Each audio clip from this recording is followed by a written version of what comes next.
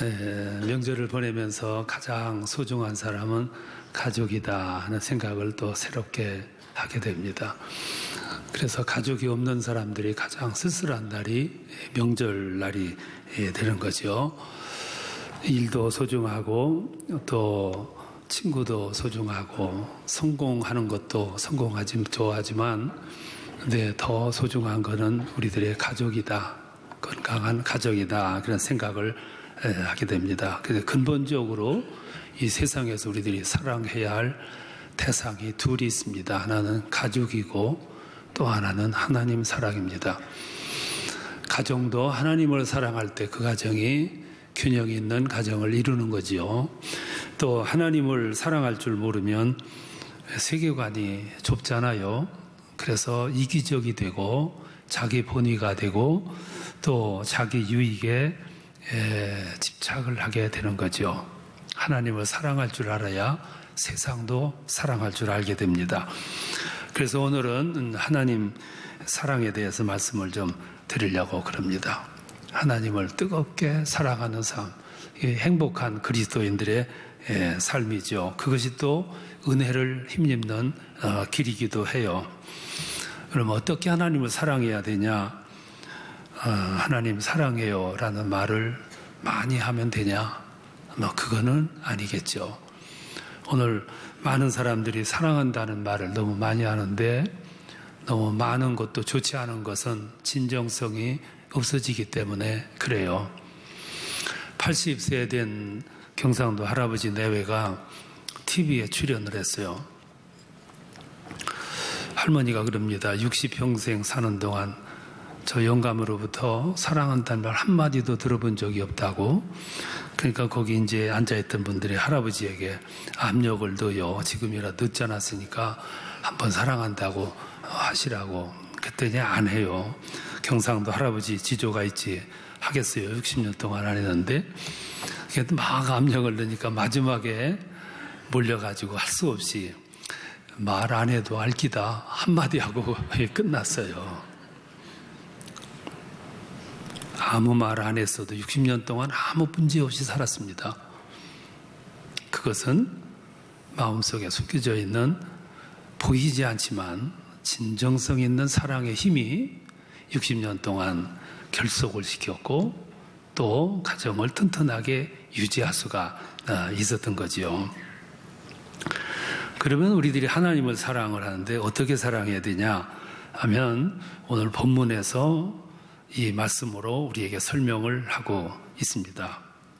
이 본문을 보면 하나님을 너무 사랑한 사람들을 소개하고 있어요. 이 사람들은 바리새인인데 바리새인이라는 말은 하나님이 주신 율법을 너무 사랑하고 너무 잘 지키는 사람들로 구별된 사람들이라는 그런 뜻입니다. 이 바리새인들은 생명을 걸고 율법을 지켰어요. 그리고 그 말씀을 철저하게 지켰습니다. 그 전통이 오랜 동안 이어져 가지고 오늘날도 이 전통 바리새인들이 살아가는 동네에 가보면 이스라엘에서도 안식일만 싹 되면 질주하던 차들이 올 스톱합니다. 택시가 스톱하고 버스가 스톱하고 여행하던 사람들의 발걸음이 끊겨요. 정막이 감돌지요. 뿐만 아니라 카페도 문을 닫고 선물 파는 가게도 문을 닫고 저 호텔의 엘리베이터도 서고 호텔의 식당에서 불이 꺼집니다. 사람들의 손에 들렸던 핸드폰도 꺼지고 컴퓨터에도 불이 꺼지고 학생들이 들고 있던 책도 그날은 덮습니다. 그래도 그들은 세계 유명한 대학을 다 들어가요. 그리고 오늘 유대인들은 일주일에 하루는 경건한 시간을 가지고 살아갑니다. 누가 그들을 따라가요? 근데 오늘 읽은 이 본문을 보면 그런 바리새인들을 향해서 아주 무섭게 질책을 해요. 그건 사랑도 아니라는 거죠. 이 본문을 보면 예수님이 아주 작심하고 바리새인들을 책망을 해요. 화 있을진저. 화라고 하는 말은 우아이라는 뜻인데 슬프다 그런 뜻이에요. 심판받을 사람들아 그런 뜻이죠. 왜 그렇게 철두철미하게 하나님의 율법을 지키는 그런 바리새인들이 이런 평가를 받을까? 그건 예수님의 생각은 그들의 생각과 달랐어요. 예수님은 그거는 하나님을 사랑하는 게 아니다. 사랑하는 방법이 잘못됐다. 그런 뜻이죠. 그러면 하나님의 사랑은 어떻게 해야 되냐? 하나님의 사랑은 반대로 하면 되겠죠. 바리새인들이 살아가던 그 방향과 반대로 가면은 그게 하나님의 사랑이 되겠죠. 그것을 우리는 신독의 삶이라 그래요. 셀프 컨트롤이라는 뜻이에요.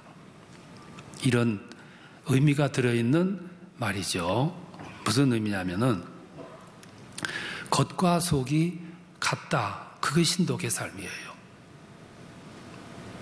제가 그제 호람데오라는 말씀을 드렸는데 그 마찬가지죠. 하나님 앞에서 신독의 삶은 사람이 보거나 안 보거나 자기 중심을 이루어 나가는 삶을 신독의 삶이라 그래요.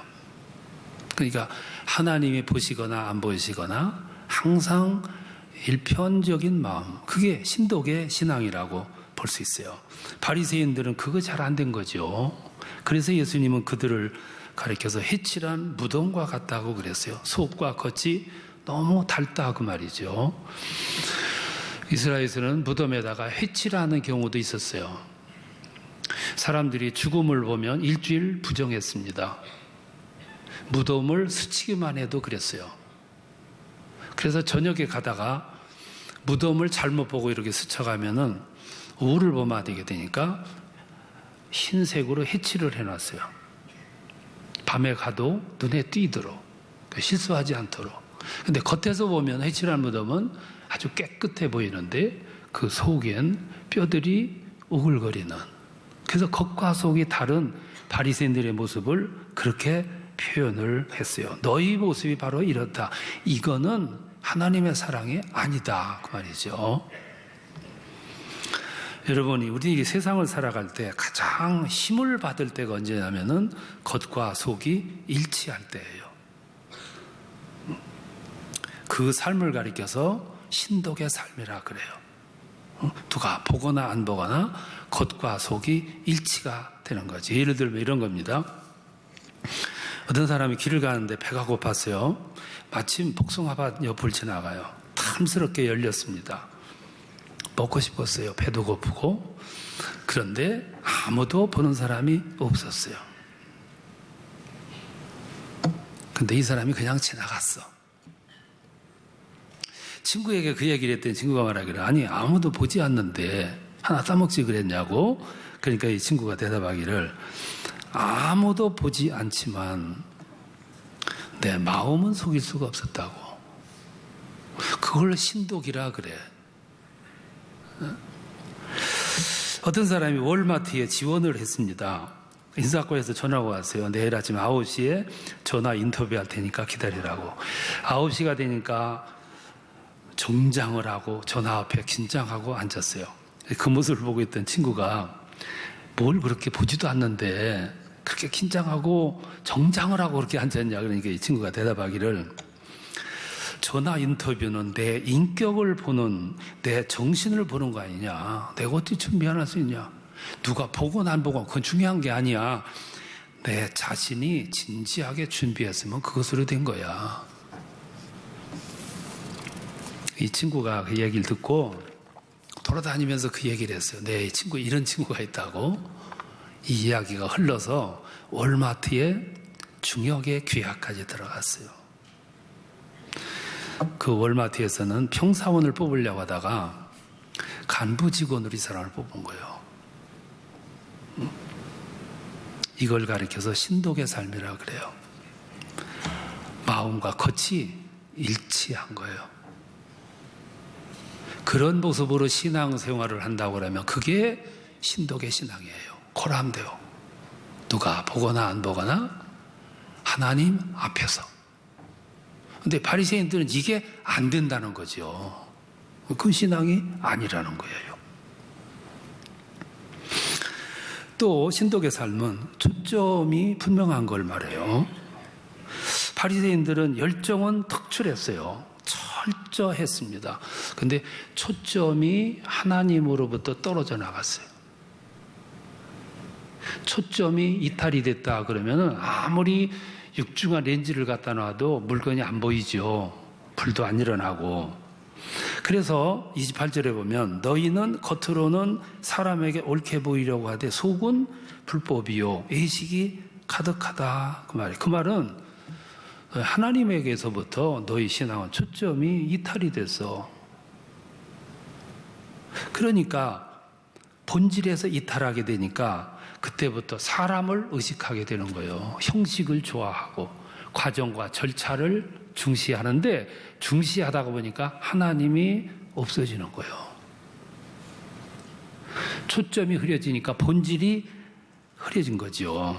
여러분, 갈등하는 교회를 보세요. 틀림없이 초점이 흐려졌습니다. 초점이 흐려지니까 본질로부터 이탈하게 돼요. 본질로부터 이탈하니까 그 사람들은 과정을 중시하고 절차를 중시하고 형식을 중시하는 거예요. 그래서 교회가 갈등하는 거예요. 미국의 어느 교회가 세족식을 하기로 했대요. 근데 세족식을 하기도 전에 분란이 일어났어요. 왜 그러냐면 오른발부터 씻어야 되냐 왼발부터 씻어야 되냐는 문제를 놓고 갑록을바 가다가 두 패로 갈라졌어요. 세족식을 하는데 오른쪽부터 해야 돼요? 왼쪽부터 해야 됩니까? 어느 쪽부터 씻어야 돼요? 근데 오른쪽 발부터 씻어야 된다고 강조하던 측이 교회를 나갔어. 나가서 세운 교회 이름이 오른발 교회야. 그러니까 그 사안에 본질은 없어요. 형식 때문에 초점이 흐려지니까 형식 가지고 싸우다가 그렇게 되는 거죠. 사랑이 뭔데?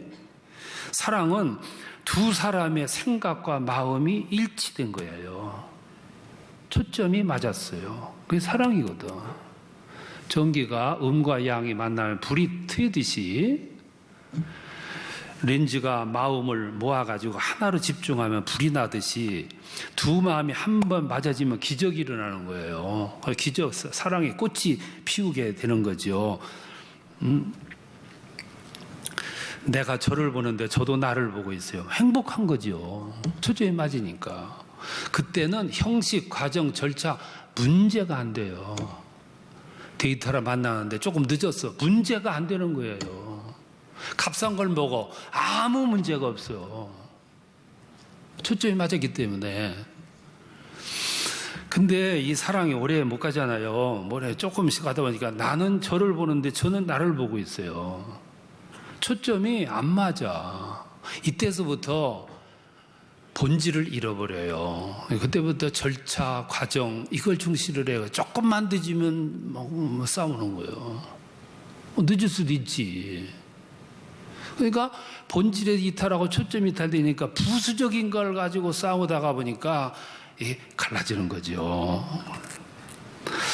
여러분의 신앙의 초점은 어떤지 모르겠어요. 여러분들은 지금 혹시 지금도 부수적인 것에 매달린다고 하면 그 신앙도 아니죠. 바리새인 신앙이 그랬거든. 그래서 예수님은 작심하고 그들을 책망하신 거예요. 초점이 맞으면 본질에 충실하면은 다른 문제는 문제도 안 돼요. 오로지 거기에 나의 마음을 100% 쏟을 수 있게 되는 거죠. 그 쉰들러 리스트라는 영화가 있는데 호주 소설가인 토마스 케널리라는 사람이 쉰들러 방주라는 책을 썼는데 그게 원작이에요. 그걸 영화화했습니다. 2차 대전 때 많은 사람이 나치 수용소에 끌려가가지고 죽어요. 근데 거기서 용케도 살아남은 사람들의 증언을 가지고 토대로 해서 만든 게 이 영화예요. 주인공이 독일인 사업가 쉰들러라는 사람이 오스트리아에서 사업을 합니다. 그러니까 많은 사람들이 나치 수용소에서 죽어가고 있어요. 그걸 안타깝게 보고 이분이 작심을 해요. 내가 돈을 벌어서 저 사람들을 구출하리라. 그 돈이 벌리면 독일인 장교에게 뇌물을 줘요. 그리고 한 사람 빼내. 자기 일터에서 일을 시켜요. 돈 벌어서 빼내고 그게 1000여 명이나 됐어요. 그러니까 죽을 생명들을 그렇게 살려낸 거죠. 마침내 나치가 멸망합니다. 그리고 연합군에게 투항하기 위해서 가면서 그들을 모아놓고 이렇게 얘기합니다. 작별 인사하는 거죠. 저 자동차를 보면서 내가 저 자동차를 팔았더라면 더 한 사람을 구원할 수 있었을 텐데, 금으로 받은 훈장을 보면서 이거를 팔았더라면 한 사람이라도 더 구원할 수 있었을 텐데. 눈물겨운 간증이죠. 그러면서 이 사람이 이렇게 얘기해요. 주님이 재림하실 때 우리는 남아있는 재물을 보며 이런 마음을 갖겠지. 더 큰 집을 장만하기 위해서 투자했던 돈을 영혼 구원하는 데 썼더라면, 더 좋은 자동차를 구입하기 위해서 들였던 노력과 수고와 돈을 한 영혼을 더 구원하려고 사용했더라면, 더 돈 벌기 위해서 투자했던 그 많은 시간들, 많은 자본들, 그것 가지고 사람들을 더 많이 구출했더라면,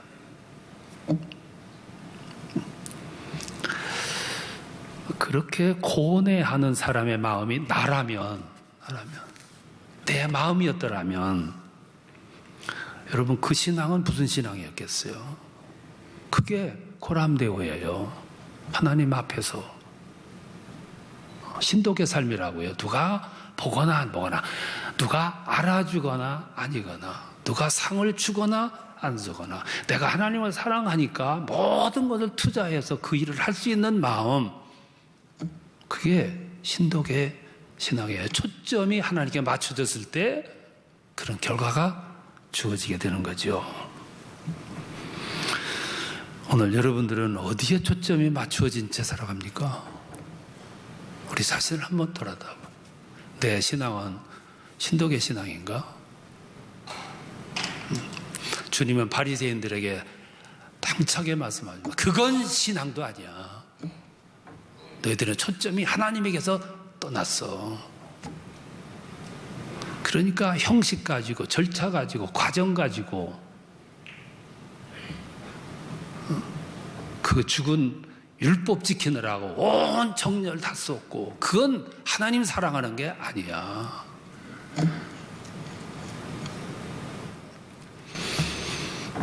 초점이 분명한 거죠. 순교하는 사람들은 하나님께 초점이 맞춰졌기 때문에 순교하는 거예요. 또 하나는 신독의 삶은 정돈된 인격의 생활이에요.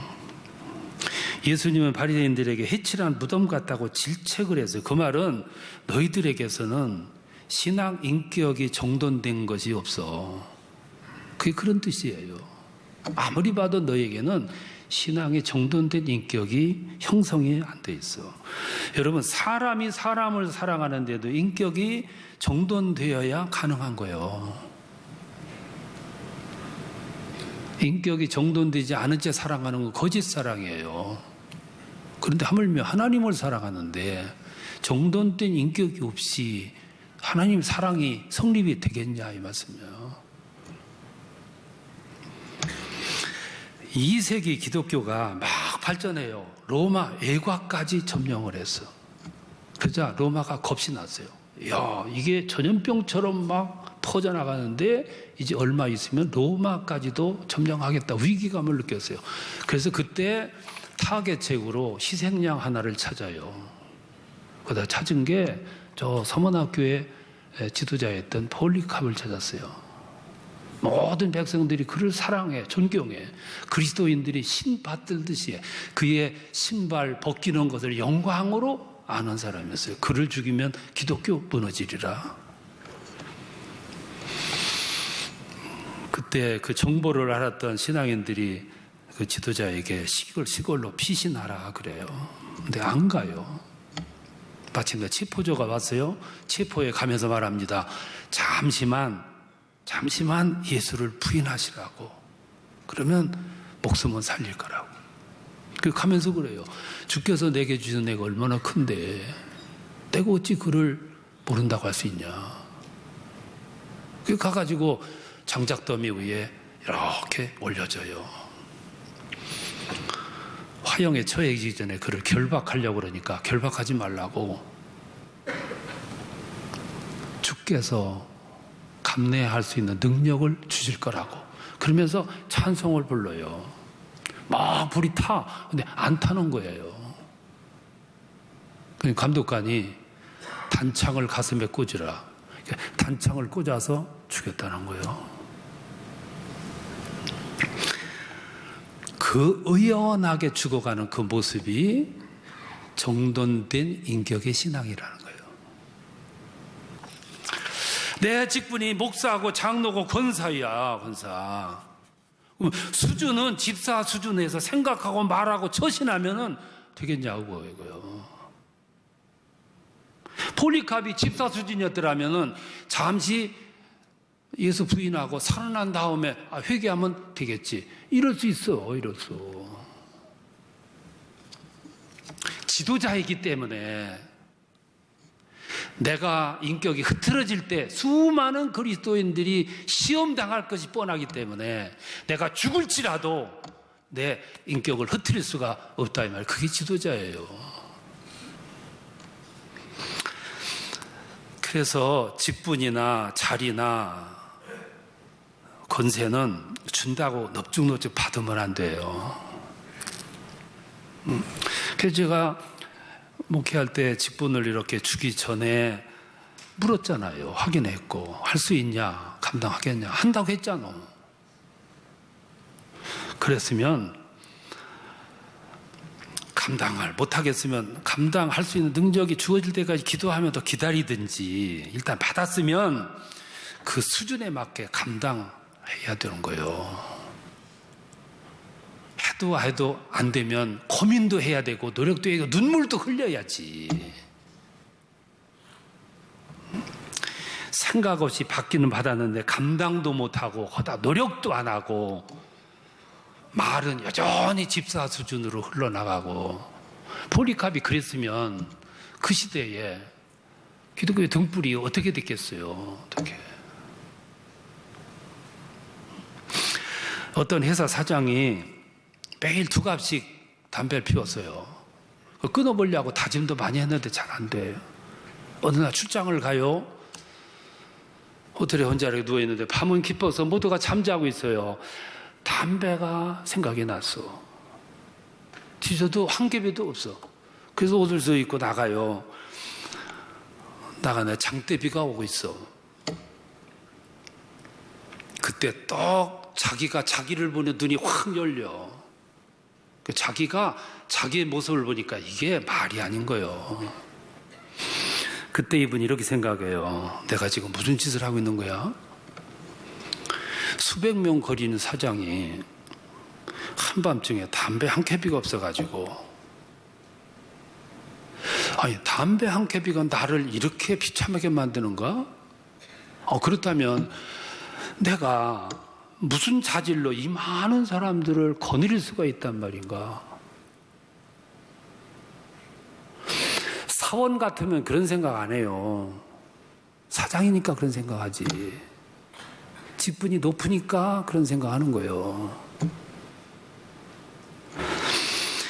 누구든지 이 지점에서 그런 생각을 할 수만 있다면 길은 찾을 수 있어.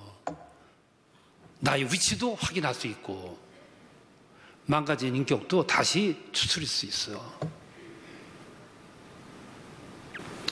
폴리캅은 그래서 의연하게 죽어간 거예요. 왜? 자기 직분이 있기 때문에, 위치가 있기 때문에, 나를 바라보는 사람들이 많기 때문에, 인격의 층이 높기 때문에. 그게 신독의 신앙이에요. 고람되어요. 어느 경우든지 하나님 앞에서. 예수님 바리새인들 모습 보면서 너희들 열심은 좋은데 그건 신앙이 아니야. 이미 초점이 흐려졌어. 그 사랑이 아니야. 믿음도 아니고. 그게 화 있을진저 심판받을 사람들아. 새해는 무엇보다도 하나님을 사랑하십시다. 하나님을 사랑하면 모든 게 해결돼요. 하나님을 사랑하면 나의 가족도 사랑할 수 있고, 인간도 사랑할 수 있고, 이웃도 사랑할 수 있어. 하나님을 사랑하면 내가 누구인가도 알게 돼요. 내가 할 일이 무엇인가 알게 되고, 그리고 이 세상에서 내 할 일이 무엇인가를 알고 실행하게 할 수 있는 능력을 힘주게 되는 거예요. 하나님으로부터 초점이 안 맞으니까 방황되는 거예요. 그러니까 주님께서 그건 믿음도 아니다 그러지. 그 신앙도 아니야. 하나님을 사랑한다고? 그러니까 사랑도 아니야. 신도계 신앙에 누가 보거나 안 보거나, 상을 주거나 안 주거나, 이익이 주어지거나 안 주어지거나, 여러분 금년 하나님 살아갈 때 그런 마음으로 하나님을 사랑하시기를 바랍니다. 그럼 하나님이 여러분 인생에 개입하셔서 역사하실 것이고, 이끄실 것이고, 안내하실 것이고, 축복하실 겁니다. 그런 은혜를 힘입으시고 승리하시기를 축원합니다.